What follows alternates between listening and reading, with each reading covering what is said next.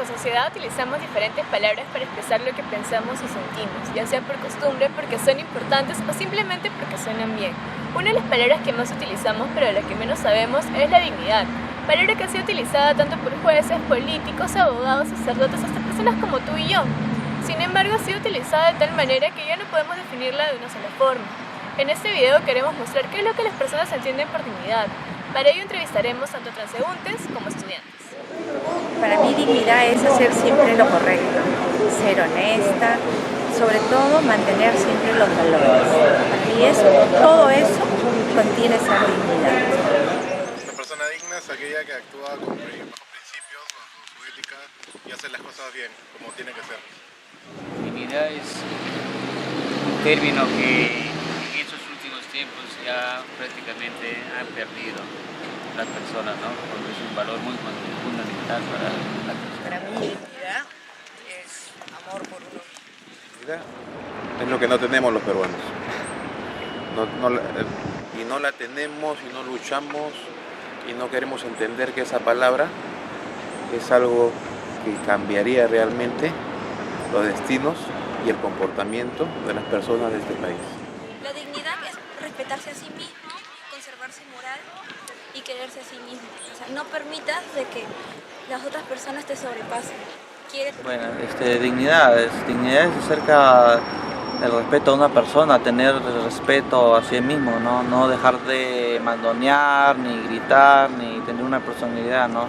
Si tienes una personalidad hecha y derecha, vas a tener dignidad, ¿no? Ante todo. Pienso que la dignidad es el valor propio que tiene cada persona, lo que hace que los demás deban respetar. Por dignidad entiendo yo los valores de una persona o cómo podemos, cómo se llama, el respeto, la calidad de persona. Si hablamos de persona, no de dignidad.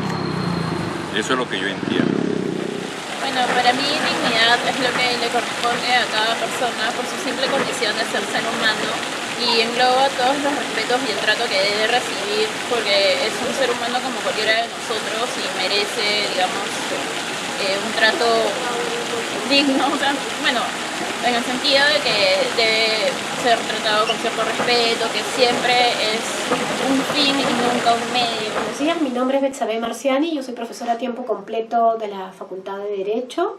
Mi especialidad es la filosofía y teoría del derecho. La dignidad es un valor y es un principio que inspira el ordenamiento jurídico y también el orden político. Si vemos el artículo 1 de la Constitución, señala que la defensa de la persona humana y el respeto de su dignidad son el fin supremo de la sociedad y del Estado. Y es una norma fundamental. La dimensión valorativa, es decir, como valor, lo que provoca es que la dignidad inspire la interpretación de todas las normas constitucionales. Pero asimismo, la dignidad es un principio y en ese sentido tiene una dimensión regulativa. Asimismo, en nuestro medio constitucional se ha considerado que la dignidad es un derecho fundamental y por lo tanto dispone de todos los mecanismos constitucionales para su garantía y protección. En tanto concepto moral, porque la dignidad finalmente es un concepto moral, lo que provoca es que se acerque el derecho a la moral, el razonamiento moral al razonamiento jurídico.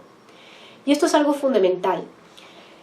En la determinación de su contenido, ciertamente es donde se presentan más problemas. Y es que la dignidad es un valor que, como dije, inspira todo el ordenamiento, pero además es el presupuesto axiológico de todos los derechos fundamentales. Todos los derechos fundamentales tienen su base en la dignidad del ser humano. ¿Cuál es entonces la diferencia entre un derecho determinado y la dignidad? ¿O a qué se refiere la dignidad concretamente? Y ahí es donde surgen los problemas. Lo primero que hay que tener claro es que se trata de un concepto jurídico indeterminado. No tenemos ni vamos a tener nunca una definición acabada de qué es la dignidad y en qué supuestos específicos se vulnera. Precisamente porque entra en contacto y se suele confundir con los derechos fundamentales que derivan de este concepto.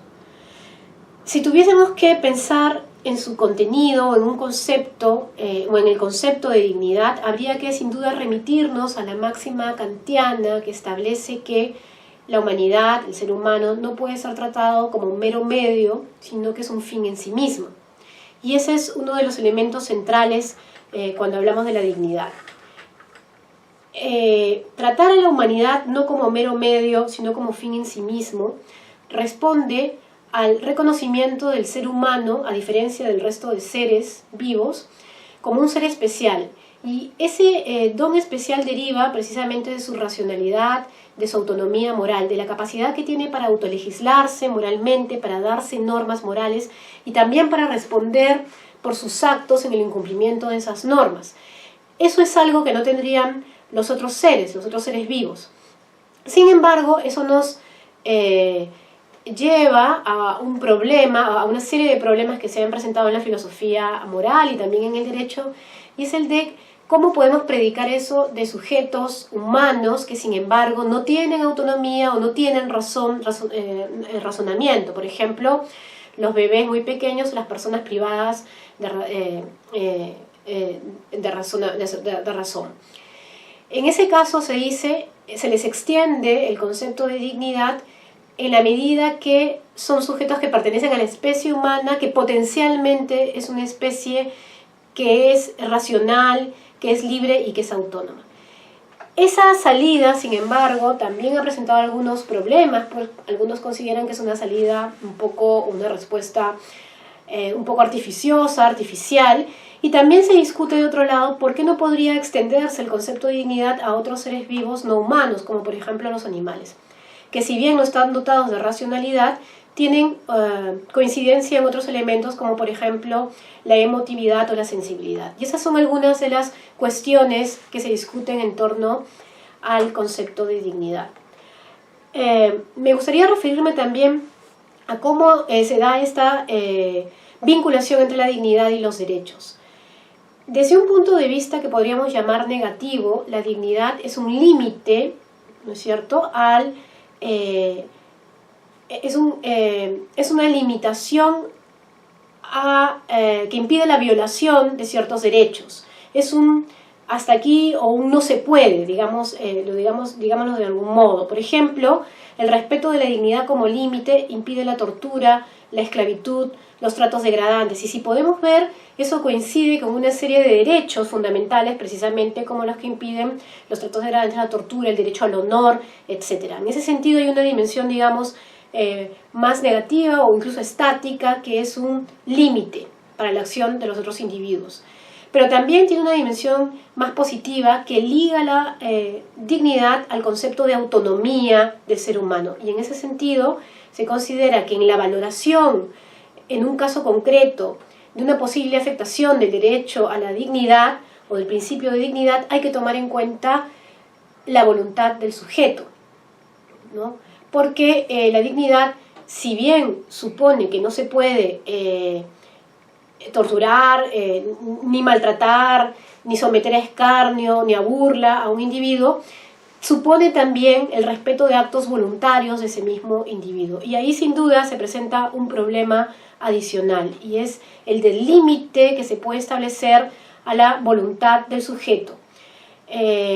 Un caso que solemos usar cuando hablamos, por ejemplo, de estas dos dimensiones es el caso del lanzamiento de nanos. Es un caso de unas personas de talla pequeña que estaban, que realizaban profesionalmente una actividad por la cual en un bar determinado eran lanzadas por otras personas como parte de la diversión. Bien, pues una norma jurídica consideró, parece que fue un ayuntamiento, una municipalidad, que ese divertimento vulneraba la dignidad de las personas de talla pequeña. Sin embargo, una de esas personas de talla pequeña demandó, considerando que al contrario, que se vulneraba su dignidad en la medida que no se respetaba su voluntad de participar de ese tipo de actividades, y es más, decía que esto le permitía desarrollar, hacer ejercicio de libre desarrollo de su personalidad y realizarse como persona. Este tipo de casos, el caso de la prostitución, por ejemplo, el libre ejercicio de la prostitución, nos llevan a las discusiones respecto de cuáles serían los límites de la dignidad en los casos concretos.